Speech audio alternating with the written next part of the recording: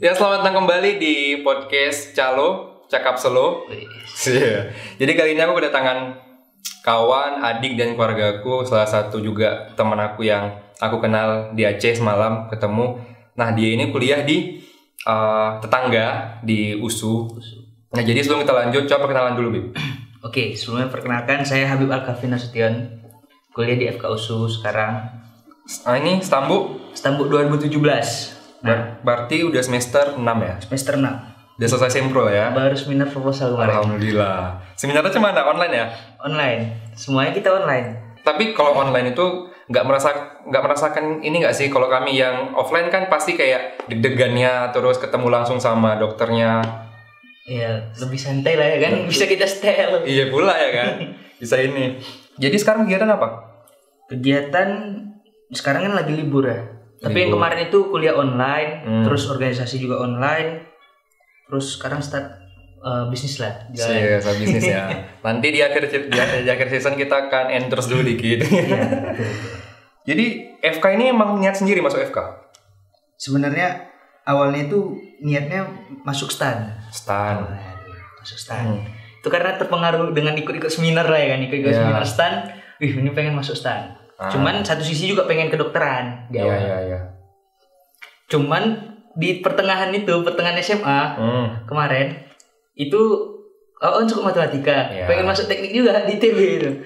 Kan bingung jadinya. Cuman pas mau ngambil jalur undangan kemarin, pas pula cuma FK lah ya peluang tertinggi kan. Kita ngambil peluang tertinggi, udah coba aja FK, ternyata alhamdulillah ya. Kalau abang tuh dulu ya, Bang. Bedanya pengennya ke ini perfilman. Karena memang niatnya itu dari mulai SMA kelas 1 tuh udah mulai suka editing tuh. Suka editing dan sebagainya. Tapi orang tua nggak ngasih izin karena katanya nggak ada kerjaan lah ujungnya. Padahal kan sekarang kita lihat YouTuber paling banyak itu orang udah mulai masuk ke dunia entertainment digital. Tapi ya udahlah nggak masalah karena kan kok jadi dokter pun ya kita bisa buat podcast, bisa buat video juga.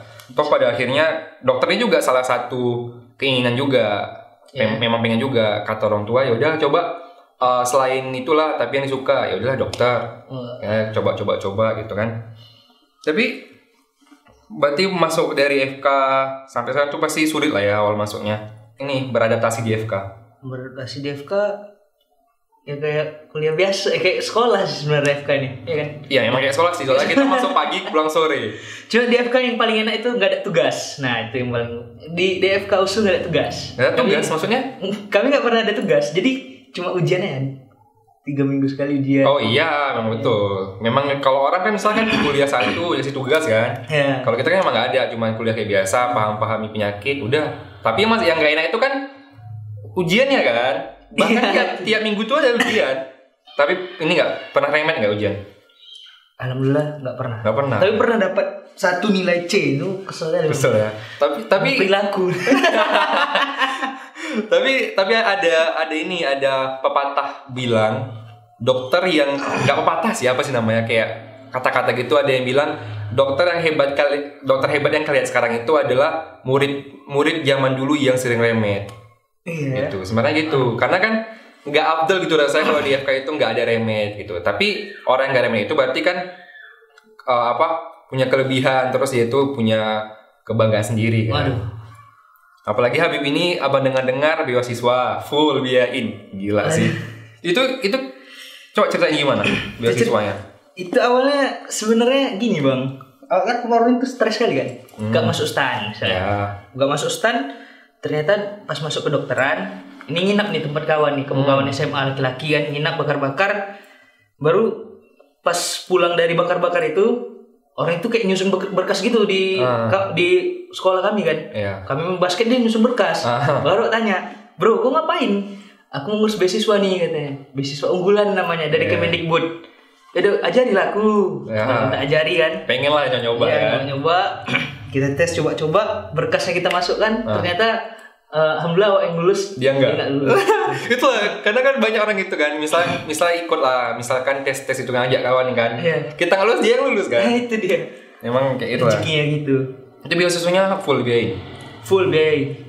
Mulai dari uang jajan kita 1,5 per bulan, uang kuliah full. Oh mak. Jadi waktu satu semester bisa dapat 10 lah. Tapi kawan awak ada itu uang kuliah dia ditanggung full, dia mandiri nih. Iya. Mandiri, IP-nya tinggi. Daftar beasiswa nih. Dapatnya total kalau nggak salah 240 sampai tamat. Lebih. 300-an juta. 300 juta sampai tamat. Iya, jadi uang mandirinya ditanggung ditambah 9 juta. Gila sih. Itu lebihnya dia bisa untuk foya-foya itu. Selebihnya dia udah santai aja itu. Tapi jadi beban sih sebenarnya kalau udah dapat beasiswa kan. Kita harus tetap bertanggung jawab dengan apa yang kita pilih. Nah, itu ya kan? dia. Bebannya di situ. Bebannya di situ kan. Karena nggak bisa keluar dari FK lah, Bang. Iya. Terikat kontrak gitu. Karena kalaupun kita misalnya jatuh lah nilai kita, jadi kayak ada rasa malu sama kawan-kawan kan. Nah, itu dia. Jadi yang kau dapat C itu cuma tuh? C itu 1 biji ilmu perilaku, nggak tahu salahnya di mana. Ilmu perilaku? Iya, nggak ngerti. Itu penilaiannya gimana? Entah salah apa, padahal soalnya gampang gitu kan. Nah. Kami mungkin karena nilai di FK itu kan kadang ada yang dicampur-campur gitu kayak. Iya. Misalnya sedikit rendah aja bisa jauh range-nya gitu. Kalau kami jujur aja 100% itu nilai dari ujian. Memang iya. Kami juga dari FK kami juga memang semua ujian, nggak ada. Kalau orang kan ada yang kayak nilai dari dosen. Iya. Ini sama sekali emang nggak ada, emang full dari otak kita. Itu makanya kan jatuhnya kita ini kayak beban ilmu di akhir nanti. Iya. Kalau kita main-main di FK, ya jatuhnya kita nggak bisa ngobati orang, salah kasih obat. Iya betul. Nah, makanya kalau bisa teman-teman yang FK belajar sungguh-sungguh Iya, lah. betul, belajar lah. Apalagi untuk maba-maba yang mau masuk. Kuatkan tekad kalian itu. Belajar kalau awak sih katanya belajar nggak mesti dalam kuliah. Iya. Ini sesat nih, jangan ikut ya. Awak termasuk yang jarang ikut kuliah lah. Awak kan komting, cuma Iya. jarang masuk. Sama lah, awak komplain juga. Karena apa ya? Kuliah itu oke lah, ilmunya memang ada, cuman nggak bisa sempurna kita ambil semua. Iya, nggak bisa sempurna aja. Karena kalau abang pribadi lebih enak tuh belajar itu diskusi. Nah, ya sama kita. Bahas soal ya. Bahas soal, apalagi misalkan sama kawan, ada yang dia paham kan, tanya sama dia, kita jangan malu bertanya kalau di FK. Iya betul. Tanya-tanya terus. Nanti dia jelasin gini-gini, ya udah kita lengket juga. Kalau di kuliah yang ada ngantuk. Nah, betul itu. Duduk di belakang, Tidur ya. tidur. Sama aja anak FK sama anak lain kok kuliah sama ya, dia yang tidur juga. Tapi intinya memang di akhir harus bisa. Awak termasuk golongan tidur itu sih. Sama lah. Tidur di pojokan kan. Jadi terus abang dengar juga kau itu tinggal di asrama. Nah, ya. Kok bisa? Itu asrama dari memang usunya, dari kampusnya atau dari lain? Nah, jadi pertama itu awalnya semester 1 semester 2 kan ambis kali belajar kan. Masih belajar. Iya. Terus kedepannya ini kayak jumpa senior nih. Jumpa senior nggak dari FK aja, FK, FEB ada kemarin tuh gubernur. Jumpa ini kok keren kali nih. Apa? Kita ulik lagi dalamnya. Kita tengok juga, oh rupanya Bukalapak juga satu asrama sama ini. CEO Bukalapak, Bang Jaki itu kan. Nah baru penasaran, rupanya bukanya itu semester 3. Itu ada berbagai macam tes. Di asrama ini kami cuma dibimbing itu aja sih tentang kepemimpinan, nilai-nilai dasarnya. Ada nilai dasar, beberapa nilai dasar. RUMPK namanya. Rendah hati, objektif, open mind, moderat, prestatif, dan kontributif. Nah itu yang kami dituntut ya. Iya. Dan banyak kali kegiatan di rumah kepemimpinan ini. Itulah yang membentuk dirimu sekarang ya. Ya kan? Sekarang jadi ketua TBM. Ngeri kali lah. Jadi itu tinggal di asrama itu berapa tahun? Udah 2 tahun sih. Ini udah tahun kedua dan udah selesai. Alhamdulillah. Berarti udah selesai, udah boleh keluar dari asrama. Berarti asrama ini yang mendirikan siapa sih sebenarnya? Yang mendirikan Ustadz Musoli. Ustadz Musoli itu apa ya namanya? Dia dulu kuliah di UI, buka satu lembaga. Lembaganya ini untuk mahasiswa yang ingin berprestasi dikumpulin ya kan. Supaya untuk bangun jaringan juga sih tujuannya. Kita punya banyak link. Iya, memang link itu penting kali di sistem sekarang ini kan. Karena apa-apa kita memang butuh orang. Nah, bukan munafik ya. Walaupun kita pintar apapun, tapi kalau kita nggak ada orang yang kita dekat sama siapapun itu bakalan susah untuk masuk. Iya, betul. Karena dengan kita ada link bakalan mempermudah jalannya. Mempermudah. Tapi nggak semua juga orang yang nggak punya link nggak bisa. Nah betul. Yang penting kan mau berusaha aja dulu. Apalagi bukan anak dokter ya kan? Iya. Itu ingin sebanyak-banyaknya. Nah, itu dia masalahnya, kita anak dokter itu sulit untuk dapat masuk ke tempat. Misalnya kita ini mau masuk bedah nih kan, mau masuk spesialis lah, pasti kan butuh direkomendasi sama dokter-dokter kan. Nah kita yang bukan anak dokter itu mau kemana? Nah itulah kita pentingnya ikut organisasi, ikut segala hal yang memang positif kan. Betul. Karena link itu aku bisa ikut operasi loh. Nah, enak lah ya. Ngamputasi kaki orang. Jadi berbicara masalah yang tadi organisasi ini, Bib, penting gak sih kita berorganisasi itu? Karena kan orang melihat anak FK itu sibuk, anak FK itu banyak kegiatan, banyak tugas gak sih, banyak banyak jadwal. Penting gak sih kita ngikutin organisasi di FK ini? Jujur aja tergantung orang pribadinya nyari apa gitu. Banyak juga ada saya nggak bisa nyalahkan pandangan ini dan pandangan ini. Mungkin ketika dia nggak ikut organisasi dia sudah punya link yang lebih banyak. Betul. Nah, organisasi itu yang pertama itu mencari relasi, itu paling utama. Dan kita belajar bersosialisasi. Nah, dan yang kedua mungkin ilmunya. Maksudnya adalah ini awak nih ya, escape nih udah bisa tetangga udah 3 disunat.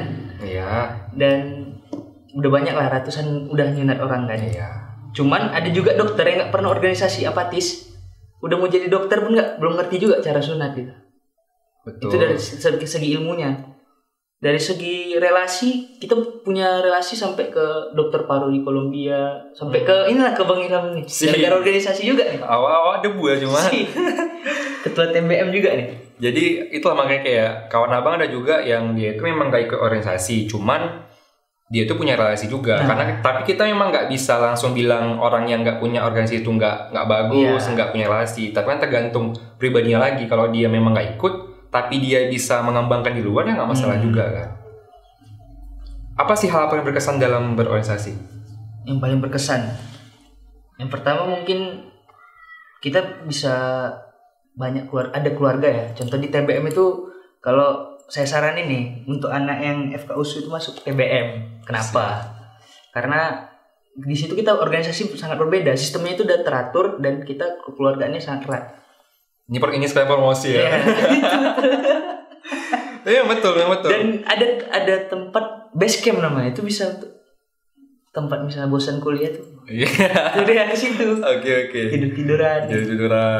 Iya. Tapi memang dari abang ngeliat pun TBM ini tuh memang erat kali untuk keluarganya ya. Baik kita walaupun kita beda fakultas, beda universitas, tapi memang di semua tempat itu kuat. Iya, kuat deh. Mau kemana kita bigi, kayak misalkan kami kan ketemu di Aceh di PT di Jamnas ya. Iya, Jamnas di Aceh ketemu. Ya udah sampai sekarang masih dekat itu. Itulah yang membuktikan bahwa dengan kita ikut organisasi kita dapat kawan baru, dapat keluarga baru. Jadi kita bisa mengembangkan link kita kemana aja gitu. Jujur aja udah coba hampir semua organisasi di kampus. Apa aja tuh, coba sebutkan. Pertama, FOS kami itu organisasi Islam, HMI. Apalagi ya, PEMA itu udah hampir nyalon jadi gubernur kemarin. Iya. Kemarin nyalon jadi gubernur kalah juga.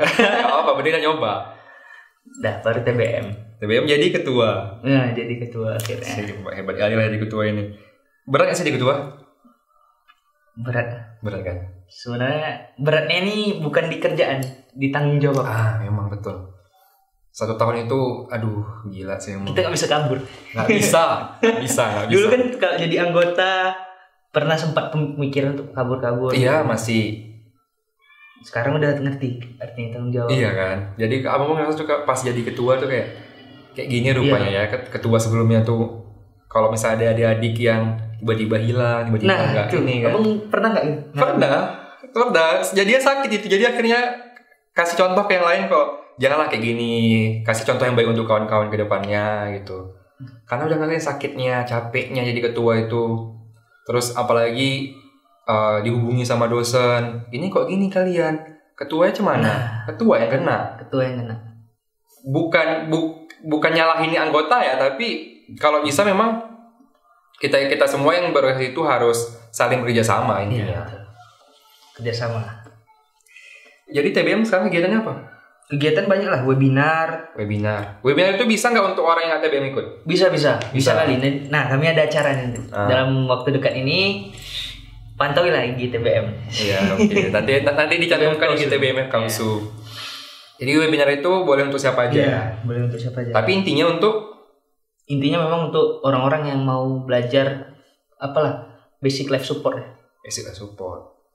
Tapi sebenarnya basic life support itu bukan bantuan untuk hidup dasar. Iya, tapi itu sebenarnya bukan untuk ini aja ya, bukan untuk anak FK aja kan. Bukan. Sebenarnya itu untuk umum kan. Itu masalah mindsetnya. Sekarang orang mikir asal apa dokter. Sebenarnya bantuan hidup dasar itu penting kali. Misalnya keluarga kita ada sakit jantung nih, tiba-tiba henti jantung tuh belum tentu mati. Jadi itu ada caranya. Iya, sama kayak dasar. Makanya kalau di luar negeri itu sebenarnya untuk orang awam juga dikasih pelatihan. Cuman di Indonesia lah yang tenaga kesehatan dikasih, cuman orang awamnya nggak dikasih. Mungkin kritik lah dari kami anak masa kedokteran untuk pemerintah, untuk siapapun di luar sana yang mendengar podcast ini, kalau bisa dibuatlah pelatihan untuk masyarakat umum supaya kedepannya kalau ada kejadian henti jantung tiba-tiba bisa dilakukan pertolongan pertama. Itu dia. Ya kan. Jadi setelah webinar ngapain aja? Setelah webinar ya bisnis lah. Bisnis lah ya. Bisnis. Cuman itu semua bermula dari asrama mungkin. Nilai-nilai di asrama itu. Nilai di asrama kita digabungi dengan orang-orang yang punya sinergi positif. Dia banyak mahasiswa prestasi itu termasuk yang hal biasa lah di asrama kami gitu. Yeah. Ikut lomba itu tujuannya sebenarnya nggak hanya untuk ngeraih gelar gitu. Kita di situ juga justru belajar kayak mana ngatur waktu, deadline. Alhamdulillah dengan adanya asrama kemarin jadi kayak berpacu gitu untuk melakukan kegiatan positif. Jadi sekarang bisnisnya ngapain tuh? Cuma sekedar telur dulu pernah jual gorengan di kampus, pernah jual apa lagi risol mayo di kampus, jual kerupuk itu karena mikirnya ya kalau dapat beasiswa nggak masalah, tapi kan kita belajar juga berbisnis ya. Nah ini contoh penting nih untuk kalian yang kayak anak FK nih ya, yang sosok kaya di luar sana. Mau sekaya pun kalian jangan malu, mau nggak kaya pun jangan malu untuk berbisnis, untuk mencari uang, karena ya kita kan sadar diri aja, nggak semua anak FK itu juga orang kaya. Ada yang dapat dari beasiswa, ada yang ini, dan untuk hidupnya juga dia harus melakukan bisnis untuk bisa bertahan hidup ya kan. Makanya jangan malu kalau misalkan bahkan kawan abang itu ada yang bisnis jualan buku kedokteran dan sebagainya. Iya. Kadang itu karena dia mahasiswa FK dan keluarga yang berada, mungkin dia sangat glamor lah hidupnya. Iya, karena itu harus diubah sih mindsetnya. Saya termotivasi dengan Dokter Tirta sih sebenarnya. Asli kali. Dokter Tirta itu sempat tidur di jalan. Dia biaya sendiri, nggak pakai uang orang tua. Gitu. Iya, memang itu bangga tuh kan. Kalau misalnya bangga kali. Apalagi kayak dia kan, kita tahu kan dia udah mulai bisnisnya tuh berkembang pesat. Makanya kita pun sebagai anak muda yang kedokterannya kalau bisa ikutin dia. Nah tuh, ya kan? Juga dulu di asrama pernah tuh makannya cuma puasa Daud dan makannya cari yang gratisan gitu. Iya. Karena saking ada uangnya, karena kan kita nggak minta dari orang tua. Betul. Tapi hebat sih kalau bisa bertahan dari kayak itu, karena itu membantu kita jadi yang orang mandiri gitu. Jadi orang yang bisa bertahan di segala situasi. Karena kan kita nggak tahu lah nanti ke depannya kayak mana hidup kita kan. Apalagi dokter umum tuh berserak di Indonesia. Iya. Makanya kita harus punya soft skill, hard skill selain dokter ini aja. Makanya kayak saya belajar video editing. Nah ini ada cuannya di sini. Doakan saja. Ada penting semua ada cuan. Tapi memang intinya sih jangan pernah malu untuk ngapain aja. Iya. Kita orang tuh nggak peduli seberapa kaya kita. Kalian tuh orang kaya kan, sayang. Nggak peduli orang tuh harta kalian mana. Nggak peduli orang seberapa kaya kalian, seberapa pintar kalian. Yang peduli kalian tuh bermanfaat nggak sama mereka. Iya, asli memang. Itu penting kali. Jadi sebelum kita akhiri nih, ada nggak pesan-pesan untuk calon-calon mahasiswa baru yang nantinya akan jadi sejawat kita? Mahasiswa baru? Iya, yang masuk FK nih. Masuk FK, pertama ya tetap semangat dan jalani dulu kuliahnya. Dan jangan lupa bersinergi positif dengan senior-senior. Jangan sombong. Iya. Penting nggak sih senior itu? Penting lah. Penting kali ya. Saya belajar apa semua dari senior misalnya. Bahkan kemarin sempat ikut bedah pun itu tuh termasuk senior saya juga. Iya. Abang nyunat pertama kali semester 1 akhir. Nah, semester 1 belum ngapa-ngapain udah mulai nyunat. Gimana tuh feel nyunat orang? Apa ya, lucunya lucu sih. Jadi kayak jadi kan saya kan sama orang dekat. Jadi bilang, "Yaudah sini lah ikut abang, kita kerjain ini." Dia jelasin dulu ini gini. Ya udah abis itu dilepas langsung. Akhirnya sampai sekarang setiap nyunat abang jadi patokan orang. Jadi orang nanya nih kayak ini bang betul nggak bang itu. Wah keren kali nih. Jadi karena kan untuk nyunat itu kita butuh presisi yang pas. Karena kan kalau kan jelek saya yang disunat kan.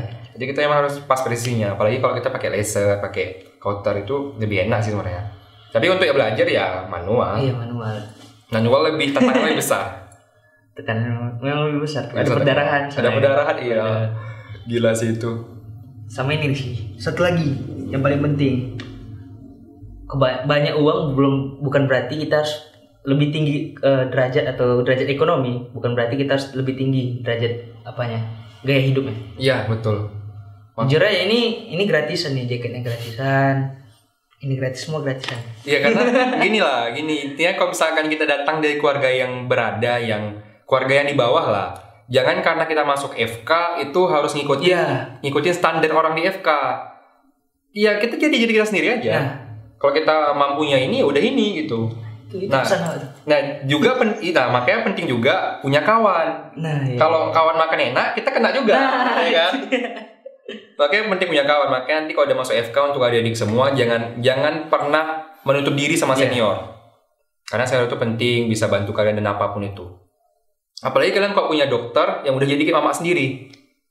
Itu enak kali, punya dosen jadi kayak mama sendiri. Wah. Makan ke rumahnya.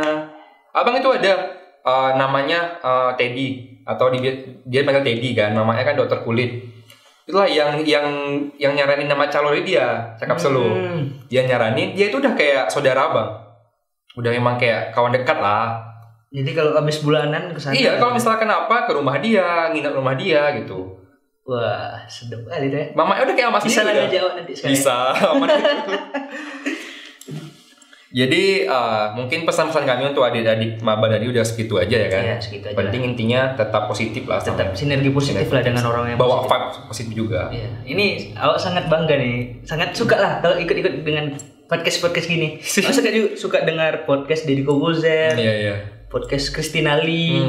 Apalagi banyak lah. Karena dengan podcast ini abang rasa ya membuka wawasan orang yang nonton. Karena kan pandangan orang beda-beda. Iya, betul. Dengan kita nonton itu kita merasa kayak gini ya rupanya pandangan orang ya. Gini ya rupanya gitu. Jadi kita nggak stuck di apa yang kita yakini. Iya betul. Karena kalau kita stuck dengan yang kita yakini, jadinya kayak kita bakalan menjudge semua orang. Ya. Karena kita kan nggak tahu orang itu kayak mana sebelum kita kenal dirinya. Iya. Kalau kita cuma lihat dari covernya sebagainya ya gitu aja semuanya. Don't judge a book by its cover. Kan? Iya, betul. Cakep sekali. Cakep kali situ. Jadi sekian untuk podcast kali ini. Jangan lupa untuk like, comment, dan subscribe. Jangan lupa untuk follow IG-nya. Nah, jadi sekali lagi terima kasih udah nonton. Sampai jumpa di video selanjutnya. Oke. Ya. See.